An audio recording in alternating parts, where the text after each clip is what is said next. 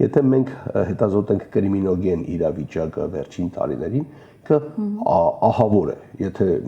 ոչ այսպես մասնագիտական տերմինաբանությամբ մարզային քաղաքներում իրավիճակը թմրամիջոցների բացահայտ առողջարկը, կարող եմ բժշկ քաղաքների անուններ ասեմ, Չարենցավան, Աբովյան, Հրազդան եւ այլն, դա արդեն դարձել է մարդկանց կենցաղի ինչ-որ մի մաս, այսինքն գիտեն, որ կոնկրետ ինչ-որ դեպքեր կան, որ մարդիկ ինչով ասես զբաղվում են։ Եվ այս ամեն ինչը մսել քարոզչական դաշտ ու քաղաքական հակառակորդներին պիտակավորել այդեր ժամանակ մարդասպանություններ են, իսկ թվում է կարելի է նայել այսպես վիճակագրությունը բանի ոստիկանական ու հասկանալ համատել տվյալները։ Դա պարզ կենցաղային հայի հոգեբանությանը ուղղված տեխնոլոգիա է, որ այն մենք ավելի ապահով Հայաստանում ենք ապրում, որտեղ դուք պաշտպանված եք, բայց թվերը, փաստերը իրականության մեջ լիովին եւ ամբողջությամբ ուրիշ բան են ցույց տալիս։ Այսինքն